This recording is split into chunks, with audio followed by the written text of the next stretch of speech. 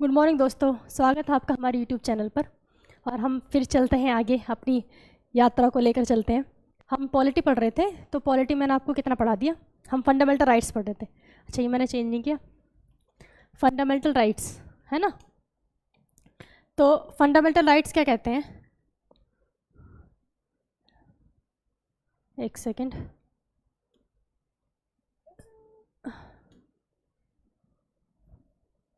अबे मिट जा यार।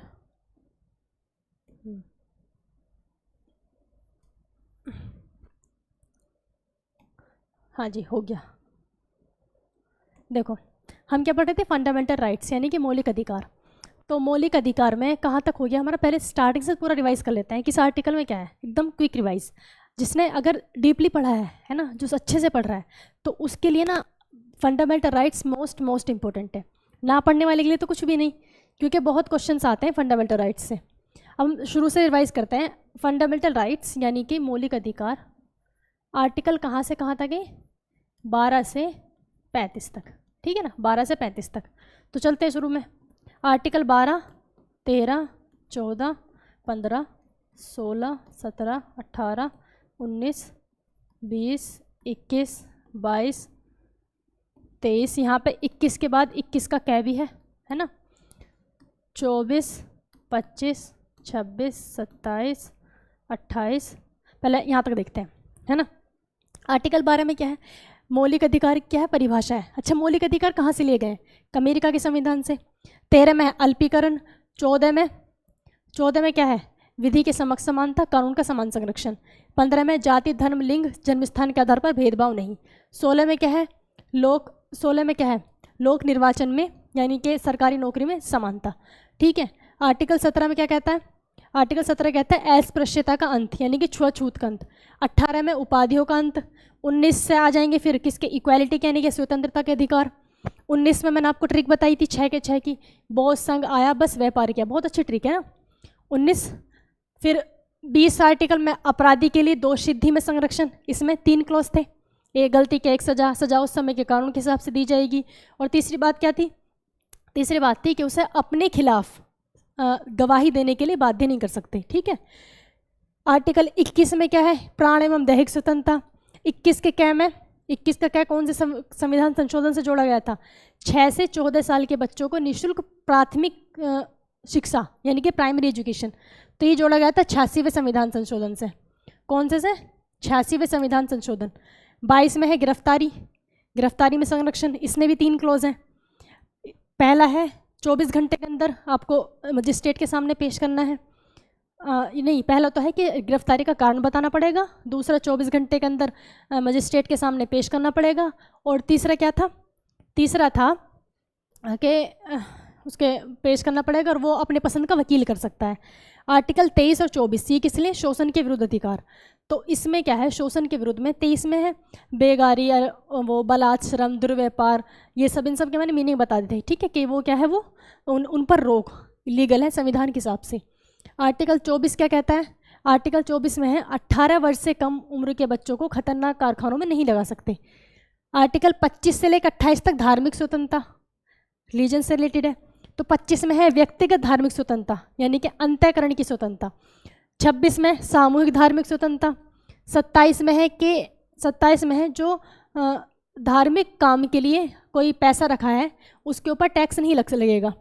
28 क्या कहता है? किसी भी सार्वजनिक संस्था में, सार्वजनिक स्कूल कॉलेज में यानी कि सरकारी में क्या आप धार्मिक शिक्षा नहीं दे सकते। 28 तक रिवाइज हो गया, ठीक। आगे चलते हैं। 28 के बाद 29, 30 और 31, यहाँ तक मैंने आपको पढ़ा दिया था। 29 और 30 किसके लिए है? अल्पसंख्यकों के लिए, अल्पसंख्यकों के हितों का संरक्षण, ठीक है, यानी कि अल्पसंख्यक के लिए शिक्षा एवं संस्कृति का अधिकार। 29 और 30 जो आर्टिकल को हम कहते हैं शिक्षा और संस्कृति का अधिकार, तो ये किसके लिए है? शिक्षा और संस्कृति का अधिकार किसके लिए है? माइनॉरिटी के लिए यानी कि अल्पसंख्यकों के लिए। तो आर्टिकल 29 कहता है अल्पसंख्यकों के हितों का संरक्षण, यानी कि अगर कोई अल्पसंख्यक है, कोई माइनॉरिटी वाला है और उसे किसी स्कूल कॉलेज में कहीं भी भेदभाव होता है या उसकी भाषा और संस्कृति को देखते हुए, ठीक, तो वो क्या है? वो इलीगल है, वो गलत है। क्लियर? यानी कि किसी भी अल्पसंख्यक के साथ आप उसकी भाषा, उसकी संस्कृति को देखकर भेदभाव नहीं कर सकते। आर्टिकल 30 कहता है कि अगर कोई अल्पसंख्यक है, उसे कोई प्रॉब्लम है बहुसंख्यक में यानी कि मेजोरिटी के सामने स्कूल जाने में कोई प्रॉब्लम है या फिर कुछ भी उसके साथ भेदभाव होता है तो वो अपनी पसंद की अपनी संस्था भी खोल सकते हैं। गवर्नमेंट उन्हें भी इतना ही सपोर्ट करेगी जितना वो मेजोरिटी को करती है। ठीक है, तो ये किसके लिए है? ये अपने शिक्षा संस्थान के लिए, और इन्हें दिया है यहाँ पे शिक्षा का अधिकार। ठीक है, अल्पसंख्यकों के लिए। 31 में है संपत्ति का अधिकार। संपत्ति, यहाँ पे कौन सी संपत्ति है? पैतृक संपत्ति। और इस आर्टिकल को हटा दिया यहाँ से और कहाँ भेज दिया? 300 के क्या में। अब ये बन गया कानूनी अधिकार। यहाँ तक हम पढ़ चुके थे ना, यहाँ तक मैंने आपको कंप्लीटली अच्छे से पढ़ा दिया था। अब चलते हैं हम आगे। ठीक है, इसमें पिछले वाले में ज़्यादा बोर नहीं कर रही मैं, बहुत जल्दी हमने इसलिए रिवाइज किया है। ठीक, आगे चलते हैं 32 पे। तो 31 को भी हटा दिया यहाँ से, संपत्ति का अधिकार। अभी आपको सिर्फ पहले बिल्कुल फोकस करके सारे आर्टिकल पढ़ लो, फिर इनको जैसे अलग अलग इनको डिवाइड किया है लास्ट में वो चीज़ देखेंगे। ठीक, तो आर्टिकल 32 आता है। Article 32 most important. आर्टिकल 32 जो है मोस्ट इम्पोर्टेंट है। 32 में है संवैधानिक उपचारों का अधिकार। संवैधानिक उपचारों का अधिकार। उपचारों का अधिकार, संवैधानिक उपचारों का अधिकार। इसका मतलब है, ये कहता है ये आर्टिकल कि अगर आपके किसी भी मौलिक अधिकार का हनन होता है तो आप आर्टिकल 32 के तहत सीधे कहाँ जा सकते हैं? सीधे सुप्रीम कोर्ट जा सकते हैं। क्या कहता है? कि मौलिक अधिकारों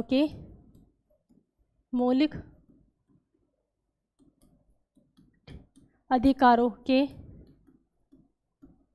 हनन, यानी कि कुछ भी वो कोई फॉलो नहीं करता है तो होने पर, ठीक है, आप सीधे कहाँ जा सकते हो? सीधे सुप्रीम कोर्ट।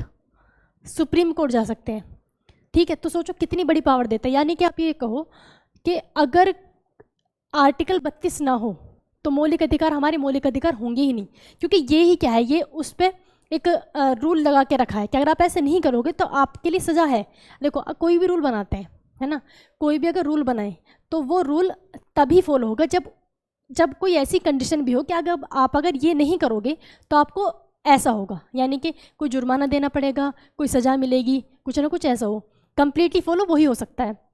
अगर कुछ हो ही ना तो लोग क्यों फॉलो करेंगे, है ना, उसके खिलाफ कोई एक्शन ना हो तो फॉलो क्यों करेंगे। तो यानी कि आर्टिकल 32 के होने से हमारे मौलिक अधिकार क्या है? मौलिक अधिकार है। इसलिए आर्टिकल 32 को कहा गया है कि ये मौलिक अधिकार, आर्टिकल 32 क्या है? ये ऐसा मौलिक अधिकार है जो मौलिक अधिकारों को मौलिक अधिकार रहने देता है। बहुत कॉम्प्लिकेटेड सी लाइन है लेकिन समझो। देखो, हम 12 से लेकर 35 के बीच क्या करते हैं? पढ़ते हैं, फंडामेंटल राइट्स पढ़ते हैं। तो 12 से 35 के बीच में क्या आता है? 32 आता है।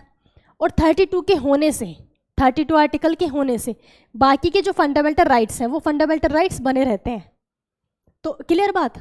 तो यही तो कह रहा है कि ये ऐसा मौलिक अधिकार है जो बाकी मौलिक अधिकारों को मौलिक अधिकार रहने देता है। किसके लिए कहा गया? आर्टिकल 32 के लिए। तो आर्टिकल 32 को डॉक्टर भीमराव अंबेडकर ने क्या कहा था? संविधान की आत्मा कहा था। डॉक्टर भीमराव अंबेडकर, संविधान की आत्मा। ठीक है, संविधान की आत्मा किसने कहा था? ये भीमराव अंबेडकर। ठीक है, भीमराव अंबेडकर जी ने क्या कहा इनको? संविधान की आत्मा कहा। देखो, संविधान की आत्मा दो जगह आप पढ़ोगे। एक तो है कि भाग, संविधान का किस भाग को संविधान की आत्मा कहा जाता है। ये तो इकलौता आर्टिकल है ना। अगर ये पूछे कि संविधान के किस आर्टिकल को, किस अनुच्छेद को संविधान की आत्मा कहा जाता है, तो आर्टिकल 32 को। लेकिन अगर वो क्वेश्चन आता है कि संविधान के किस भाग को कहा जाता है, किस भाग को कहा जाता है, तो किस भाग को कहा जाता है? प्रस्तावना को। किसको कहा जाता है? प्रस्तावना को भी संविधान की आत्मा कहा जाता है। और ये किसने कहा था? जवाहरलाल नेहरू ने। जवाहरलाल नेहरू जी ने। ठीक है, जवाहरलाल नेहरू जी ने क्या कहा? प्रस्तावना को संविधान की आत्मा कहा। और डॉक्टर भीमराव अंबेडकर ने किसको कहा? आर्टिकल 32 को कहा। तो वो आर्टिकल है, ये इसका पार्ट है। ठीक, आगे चलते हैं।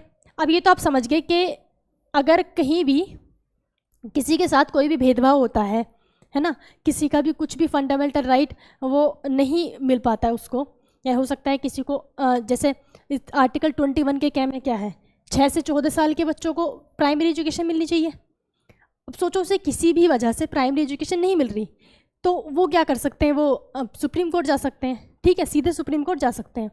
किसकी वजह से? आर्टिकल 32 की वजह से। अब ये तो आप समझ गए कि सुप्रीम कोर्ट चले जाएंगे, लेकिन सुप्रीम कोर्ट जाने के बाद सुप्रीम कोर्ट जो एक्शन लेगा, सुप्रीम कोर्ट कुछ ना कुछ एक्शन लेगा, तो उन एक्शन को हम क्या कहते हैं? रिट कहते हैं। उन एक्शन को हम क्या कहते हैं? रिट। ठीक है, तो सुप्रीम कोर्ट क्या करता है, जब आप सुप्रीम कोर्ट जाओगे 5 प्रकार की रिट जारी करता है। क्या करता है? 5 प्रकार की रिट जारी करता है। अब ये रिट जो है, ऐसे नहीं कि एक ही केस के लिए 5 रिट हो जाएंगे, नहीं, मतलब केस वाइज, किसी के लिए कुछ कहेगा, किसी के लिए कुछ होगा। ठीक है, इस तरीके से। अब 5 हम रिट पढ़ते हैं, कौन कौन सी रिट है। सबसे पहले है रिट बंदी प्रत्यक्षीकरण। ये मोस्ट इंपॉर्टेंट है, रिट में बहुत कन्फ्यूजन होता है और ये याद भी नहीं होती जल्दी से। अगर बिल्कुल ही पागलों वाला क्वेश्चन होगा तो ये पूछ लेगा इनमें से कौन सी रिट है, कौन सी नहीं है, है ना। तो ये तो बहुत बच्चों वाला क्वेश्चन हो गया। देखो, पहला है बंदी प्रत्यक्षीकरण। बंदी प्रत्यक्षीकरण, बंदी प्रत्यक्षीकरण, इसको कहते हैं हॉबियस कॉर्पस।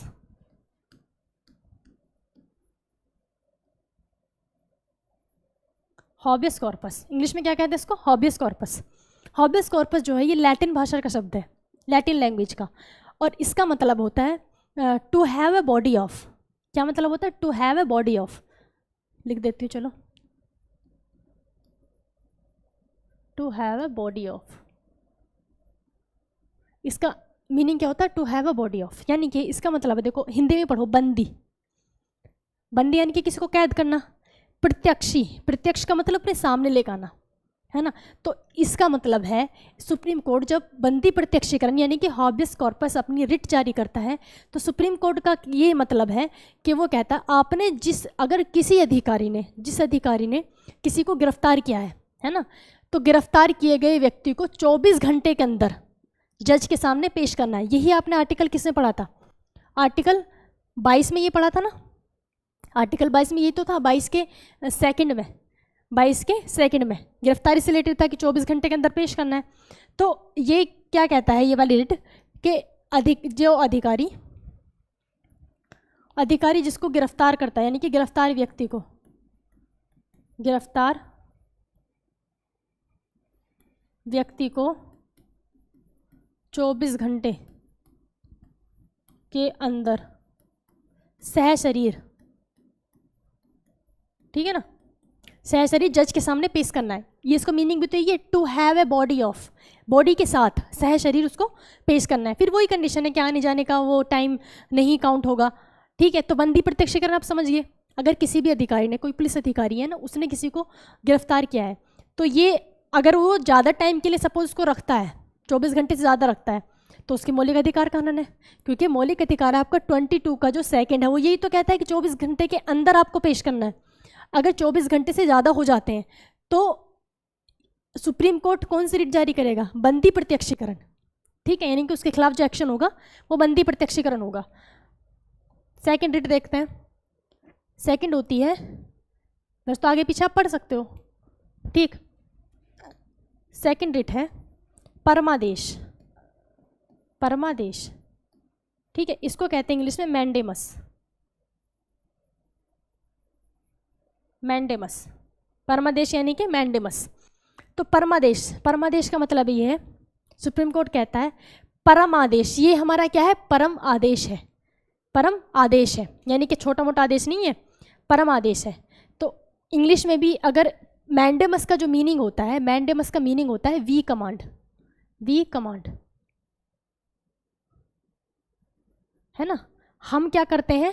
हम ये कमांड देते हैं, हम ये परम आदेश देते हैं। अभी परम आदेश कब देंगे? ये परम आदेश जब देंगे जब कोई अधिकारी, अधिकारी कैसा होगा? गवर्नमेंट, क्योंकि संविधान की जितनी चीज़ें हैं, है ना, गवर्नमेंट लोगों पर ही ज़्यादा ये फॉलो होती हैं। ये सब रिट उन्हीं के लिए होगी, प्राइवेट तो कुछ भी कर लेता है। ठीक, तो अगर कोई अधिकारी अपना काम ठीक से ना करे, अपना काम ठीक से ना करे, तो उसके लिए कौन सी रिट जारी होगी? परमादेश, मैंडेमस। तो ये समझ लो, ये इशारा है सुप्रीम कोर्ट का कि हम क्या करते हैं, हम परम आदेश देते हैं, इतना आपको टाइम दिया जाता है, इतने टाइम के अंदर आप सुधर जाओ वरना आपके खिलाफ क्या होगा, एक्शन लिया जाएगा। ठीक, तो परम आदेश आप समझ गए, कब कब जारी होगी वाली रिट,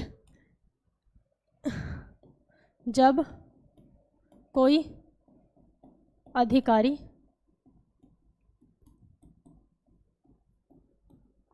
अपना काम ठीक से ना करे, ठीक से ना करे। ठीक, तो कब होती है, परमादेश होती है ये वाली डेट। इसको मोर ऊपर कर देती हूँ। ठीक है, ये होती है परमादेश, समझ आ गया होगा। इसके बाद तीसरी डेट देखते हैं हम, थर्ड टाइप। तीसरी होती है अधिकार प्रेच्छा। अधिकार प्रेच्छा, अधिकार प्रेच्छा, इसको इंग्लिश में कहते हैं कोवेरेंटो, कोवेरेंटो।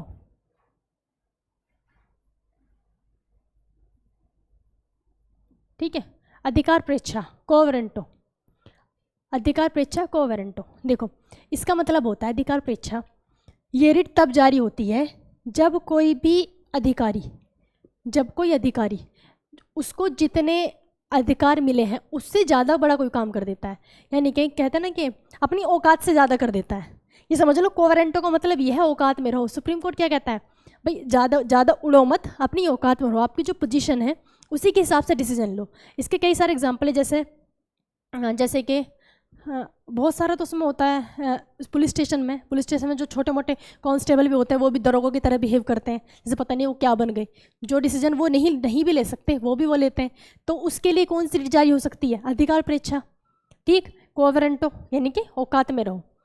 ठीक, इसका मीनिंग भी क्या होता है, कोवेरेंटो का मीनिंग देखें तो इसका मीनिंग होता है बाय व्हाट अथॉरिटी, अथॉरिटी,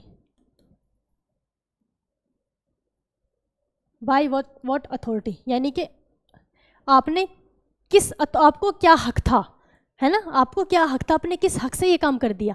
जैसे वो नहीं होते जो ये ट्रैफिक पुलिस होती है, अब ट्रैफिक पुलिस क्या करती है, किसी को चालान वगैरह मतलब रोकते हैं, वो रिश्वत तो भाई उन्हें 100 रुपये में भी मान जाते हैं, है ना, ये हाल होता है उनका।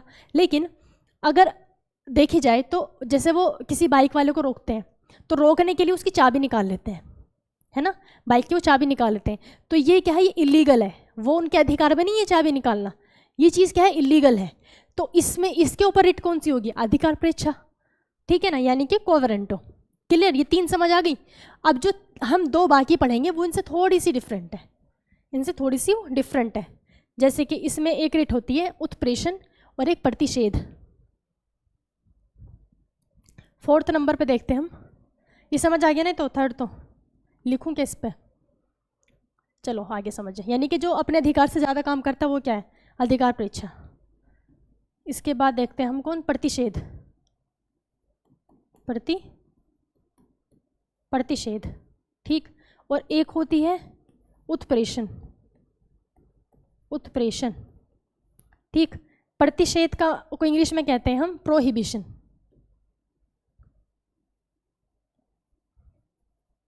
प्रोहिबिशन। ठीक, और उत्प्रेषण को कहते हैं हम सर्टियोरी, CERTIORARI,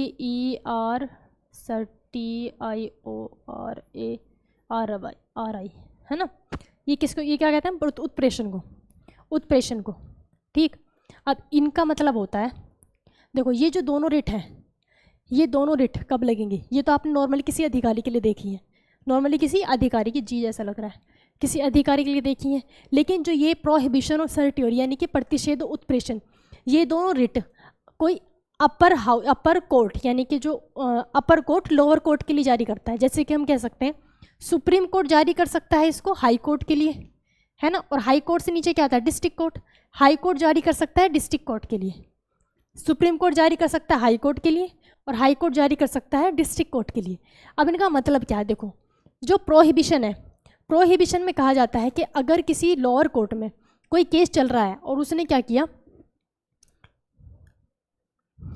इसका मीनिंग होता है टू फॉरबिड। अगर प्रोहिबिशन का मीनिंग देखो तो मीनिंग होता है टू फॉरबिड, यानी कि हम इसको मना करते हैं। फॉरबिड का मतलब मना करना, टू फॉरबिड, इसको मिटा देती हूँ, टू फॉरबिड।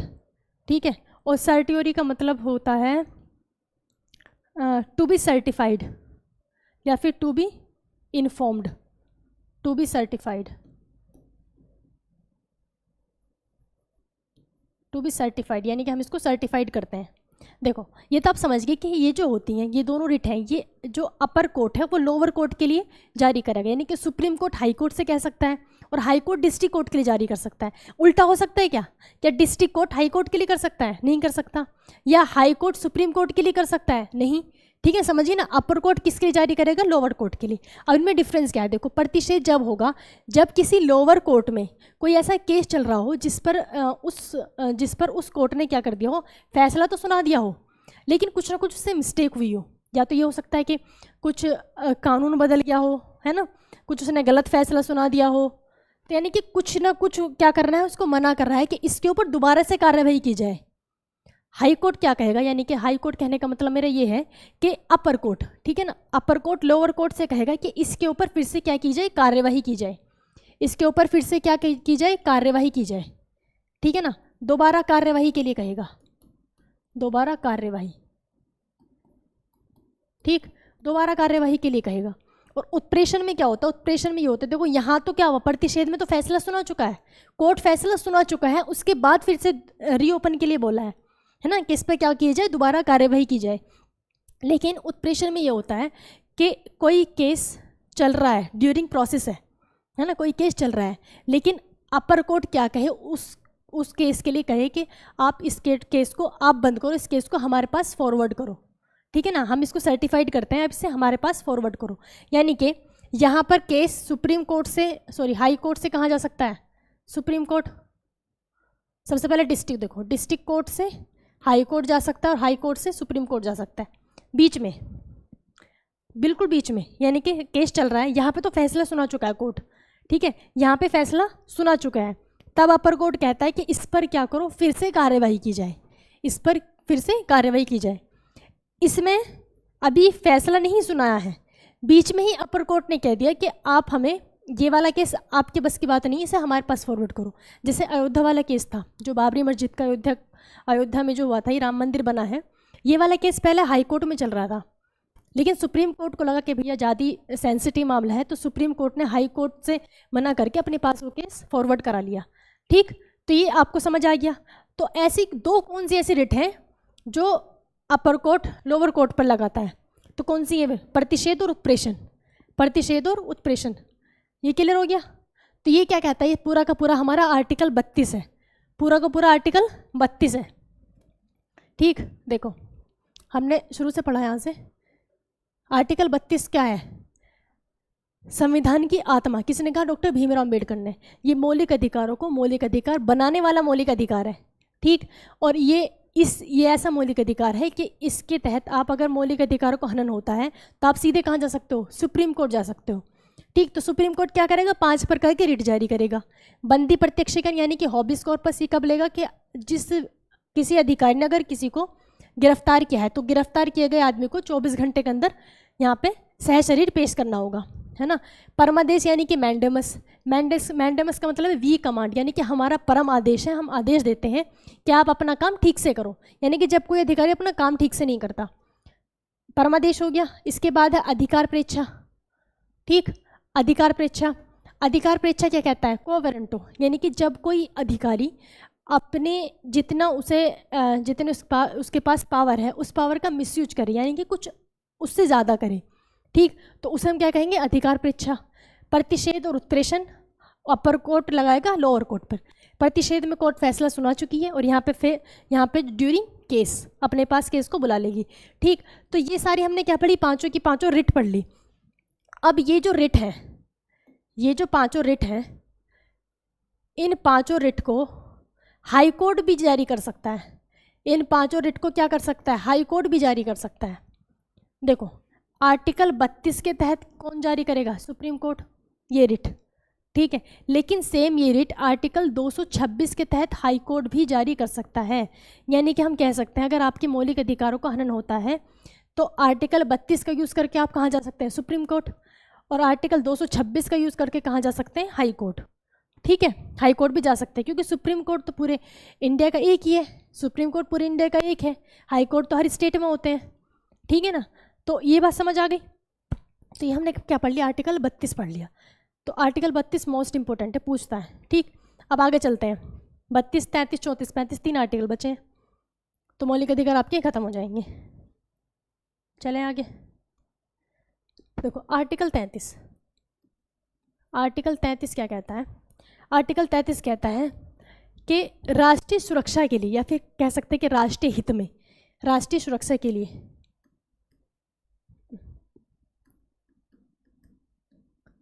राष्ट्रीय सुरक्षा, राष्ट्रीय सुरक्षा के लिए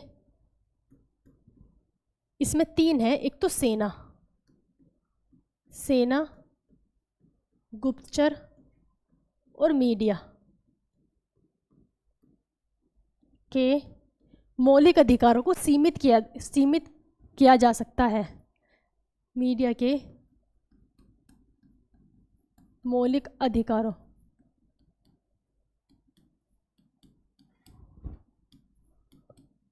को सीमित,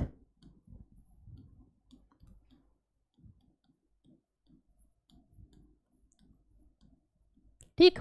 यानी कि देखो, हमें अगर कोई कॉमन मैन, यानी कि इन तीनों से अलग, ना वो सेना में है ना ही गुप्तचर, गुप्तचर में तो समझते हैं आप, जासूस जैसे कि रॉ एजेंट होते हैं, है ना, या फिर समझ गए ना इस तरीके से। तो गुप्तचर, और तीसरा कौन है, मीडिया। तो अगर कोई इनमें नहीं है, इन तीनों को छोड़कर जो भी लोग हैं उन्हें सबके मौलिक अधिकार, यानी कि वो उन्हें टोटल मौलिक अधिकार मिलेंगे। लेकिन जो इन 3 में है, कोई सेना में है, कोई मीडिया में है, या फिर कोई गुप्तचर है, ठीक है, कोई एजेंट है, तो उनके मौलिक अधिकार को सीमित किया गया है। क्यों सीमित किया गया है, नेशनल, राष्ट्रीय सुरक्षा की वजह से, राष्ट्रीय सुरक्षा की वजह से उनके मौलिक अधिकारों को सीमित किया गया है। अब सीमित कैसे, जैसे कि देखो, हमें क्या है, हमें हर तरह के, हमें कहीं भी जाने का अधिकार है ना, घूमने फिरने का अधिकार है। तो घूमने फिरने का अधिकार यानी कि हम और क्या कर सकते हैं, जहाँ हमारा मन करेगा हम वहाँ जा सकते हैं। हमें कुछ भी बोलने का अधिकार है ना, वही अपने कुछ भी हम बोल सकते हैं। तो क्या जो सेना में है ना, सेना के बड़े बड़े अधिकारी हैं, या फिर जो जासूस हैं, जो बड़े बड़े हमारे गुप्तचर हैं, क्या वो कुछ भी बोल सकते हैं? उन्हें तो बहुत नाप तोल के चीज़ें बोलनी पड़ती हैं, क्योंकि उनके ऊपर भाई देश की, बिल्कुल देश की सुरक्षा किन के ऊपर है, उन्हीं के ऊपर है ना। तो उन्हें बहुत चीज़ें नाप तोल कर बोलनी पड़ती हैं। जैसे ये होते हैं जो रॉ एजेंट टाइप होते हैं, है ना, वो उनका पता भी नहीं होता कि उनकी लाइफ सोचो कितनी टफ होती है, उनका पता भी नहीं होता कि ये किसी इसमें एजेंट है। तो वो क्या नॉर्मल इंसान की तरह कुछ भी बोल सकते हैं, कहीं भी आ जा सकते हैं, ऐसे करते हैं क्या? या फिर पता चले कि वो हमें क्या कुछ भी बोलने का अधिकार है, उन्होंने अपने सारे सीक्रेट्स ही बता दिए। अब सेना के पास कितने बड़े बड़े सीक्रेट्स होते हैं, सेना के पास कितने बड़े बड़े सीक्रेट्स होते हैं इंडिया के, अपनी कंट्री के। तो क्या वो कुछ भी बोल सकते हैं? नहीं बोल सकते, ठीक। तो यानी कि राष्ट्रीय सुरक्षा के लिए सेना, गुप्तचर और मीडिया, इनके जो मौलिक अधिकार हैं उनको सीमित किया गया है ना, उनको थोड़ा सीमित किया गया है, ठीक। तो ये बात समझ आ गई, ठीक है ना। अब आगे चलते हैं, इससे आप कुछ भी एग्जांपल आप इसका सोच सकते हैं। इसके बाद 34 आर्टिकल कहता है कि देश के किसी भी हिस्से में, है ना, सेना के क्षेत्र में, सेना के क्षेत्र में सेना का कानून ही लागू होगा, सेना का कानून।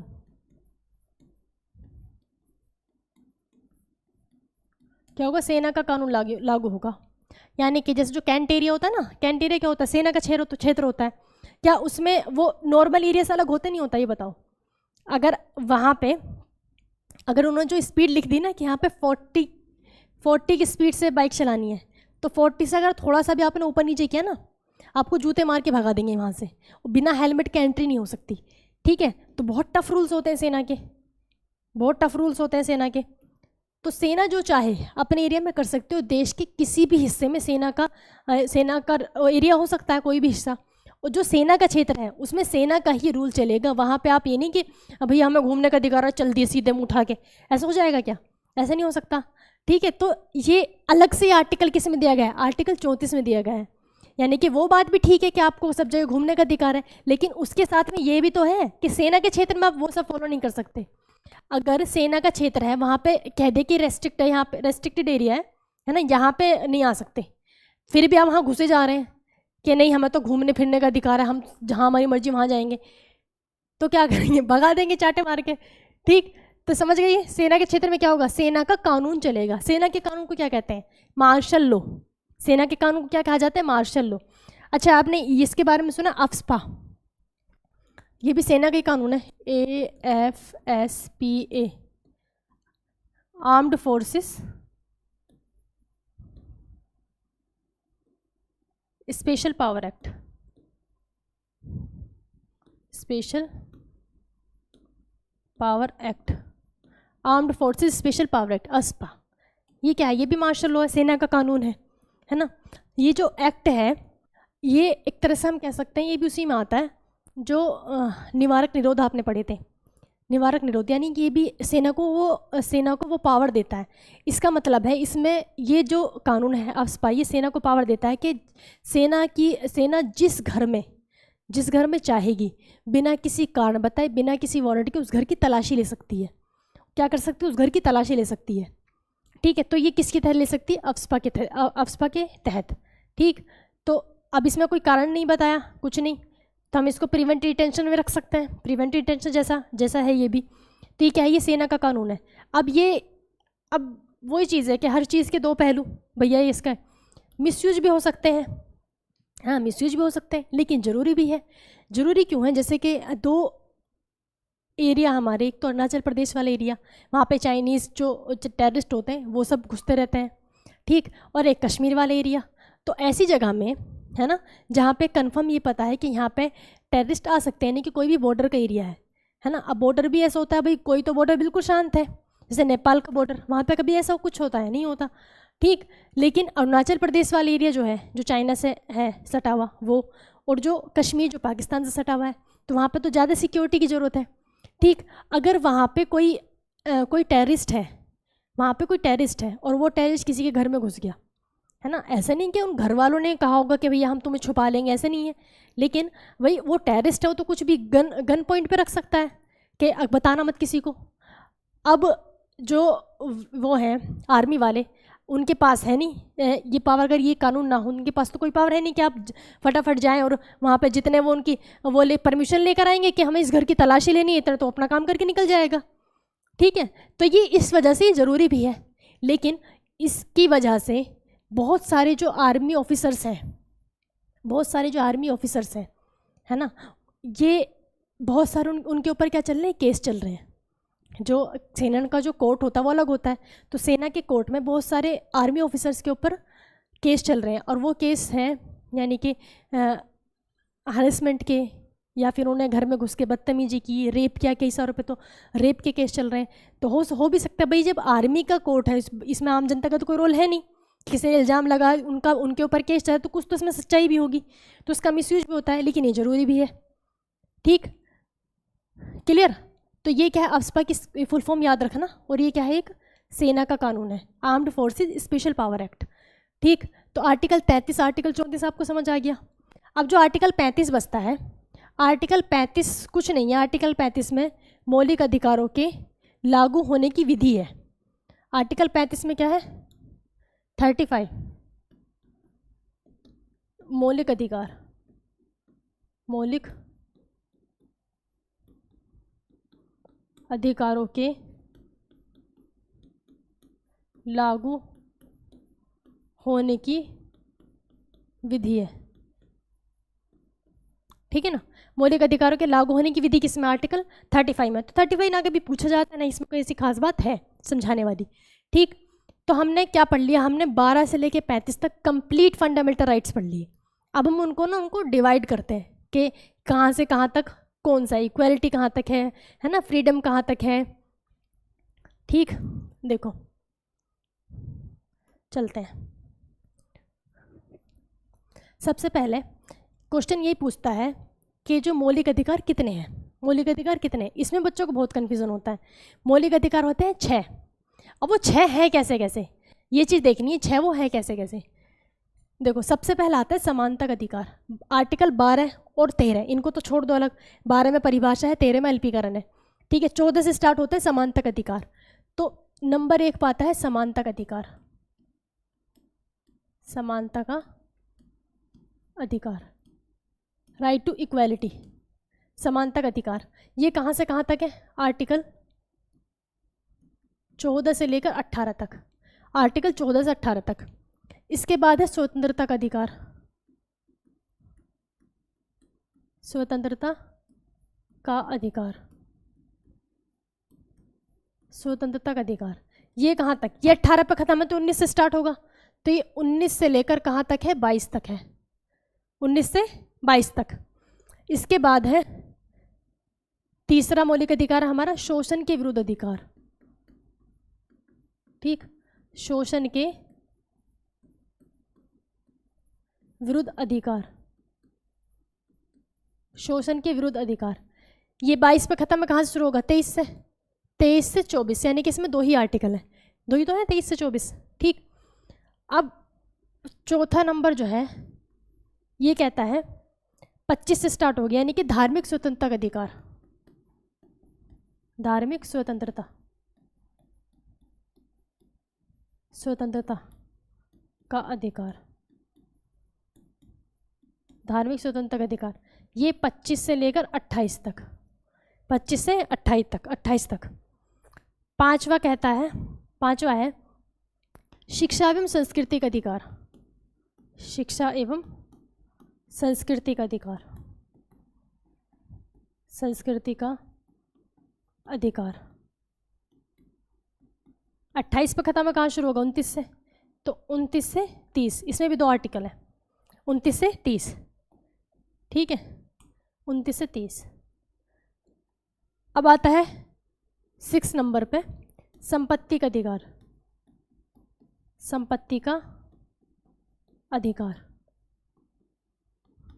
इसमें है आर्टिकल 31, आर्टिकल 31। 7वें नंबर पे है संवैधानिक उपचारों का अधिकार, जो हमने अभी पढ़ा है। कौन सा आर्टिकल आएगा इसमें? उपचारों का अधिकार, संवैधानिक उपचारों का अधिकार। इसमें है आर्टिकल 32, आर्टिकल 32। अब आप देख रहे हैं ये है मौलिक अधिकार, कितने हो गए? 7 है, कितने हो गए? ये 7 है।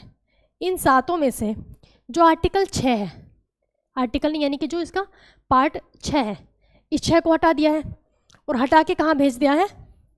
300 के कै में, 300 की कै में, ठीक।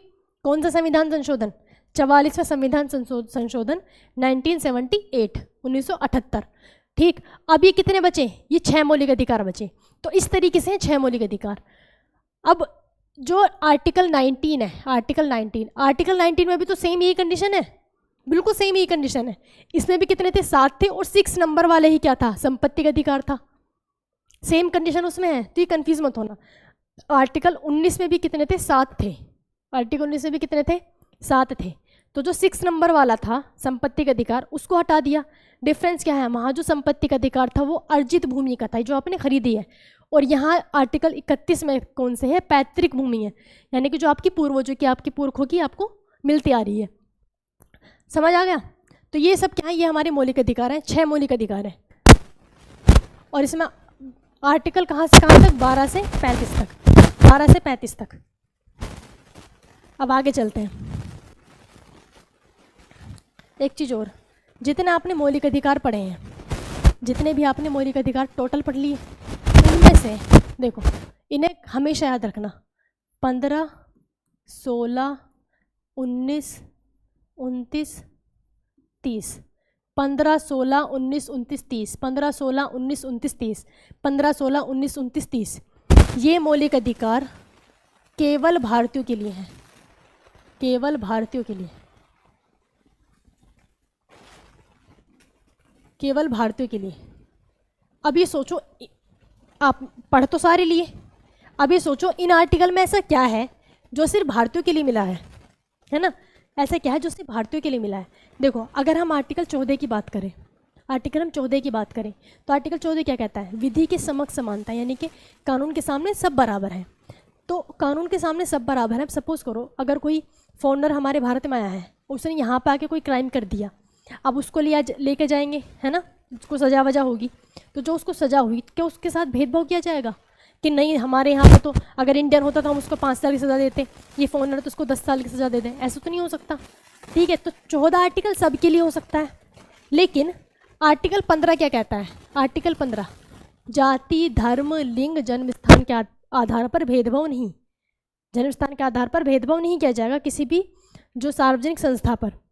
तो ये हम हमारे जो आएंगे यहाँ पे फॉरेनर्स आएंगे, आते हैं, उनके साथ तो भेदभाव तो करना पड़ेगा भाई। जो फैसिलिटीज़ है ना यहाँ के लोगों को मिलती है वो क्या हम उन्हें दे देंगे, वो तो नहीं हो सकता। आर्टिकल 16 क्या कहता है, आर्टिकल 16 है लोक नियोजन में समानता। लोक नियोजन यानी कि सरकारी नौकरी में समानता। अब वो सरकारी नौकरी में समानता क्या हम बाहर वालों को दे सकते हैं, क्या बाहर वालों को दे सकता है? फिर तो जो यहाँ का यूपीएससी का एग्ज़ाम है ना, यूपीएससी का सबके सब लग जाएंगे भाई। सबसे बड़ी जो आईएएस पीसीएस जो बनते हैं, सबसे बड़ी पोस्ट इससे बनते हैं, भारत का सबसे बड़ा एग्ज़ाम है। सेकेंड,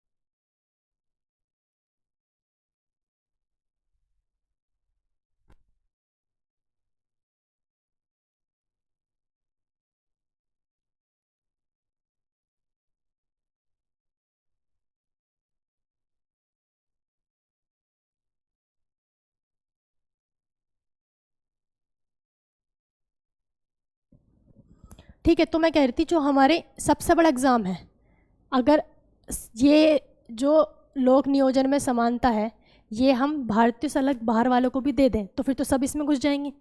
फिर तो भाई कोई कुछ बन के बैठ गया, कोई आईएएस अधिकारी बनकर बैठ गया, ऐसा हो सकता है ना। पाकिस्तान अगर कोई आईएएस अधिकारी यहाँ पर बनकर बैठ जाए तो कितना गलत हो जाएगा। तो ये सारे के सारे अधिकार ऐसे ही हैं। 19 में क्या है, 19 में तो भैया सब कुछ इसमें दे दिया, बोलने का, घूमने फिरने का, संगठन बनाने का। अब संगठन बनाने का इसी में है। अब संगठन बनाने का अधिकार सबको दें तो पाकिस्तानी घुस जाएंगे यहाँ पर, संगठन बना लेंगे, वो तो आतंकवादी संगठन बनाएंगे।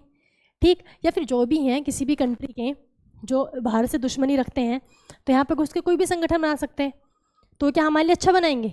तो ये सारे ये आपको याद रखने, 15, 16, 19, 29, 30, 15, 16, 19, 29, 30 केवल किसके लिए? भारतीयों के लिए है, केवल भारतीयों के लिए है। अब इसमें एक पूछता है कि जैसे वोट देने का अधिकार है, वोट देने का अधिकार क्या ये मौलिक अधिकार के अंदर आता है? ये वोट देने का अधिकार मौलिक अधिकार के अंदर नहीं आता, ये है एक राजनीतिक अधिकार है, राजनीतिक अधिकार है, राजनीतिक अधिकार है। ठीक, एक पूछता है कि वो नहीं होता, अरे जो रहने के लिए स्थायी आवास, हाँ, स्थायी आवास क्या मौलिक अधिकार में है? नहीं, स्थायी आवास मौलिक अधिकार में कहीं है ही नहीं। ठीक, तो ये याद रखना है सब। तो कंप्लीट मैंने आपको फंडामेंटल राइट्स हमारे कंप्लीट होगी। नेक्स्ट क्लास में आपको डीपीएसपी पढ़ाऊंगी, भाग 4 आएगा DPSP, directive principle of state policy, यानी कि राज्य के नीति निदेशक तत्व। ठीक, तो क्लास पसंद आई तो वीडियो को लाइक शेयर जरूर कर देना। ठीक है, चैनल को सब्सक्राइब करना ना भूलें। आपके आगे हम ऐसी पॉलिटी अपनी कंप्लीट करेंगे। ठीक है, थैंक यू दोस्तों, फिर मिलते हैं।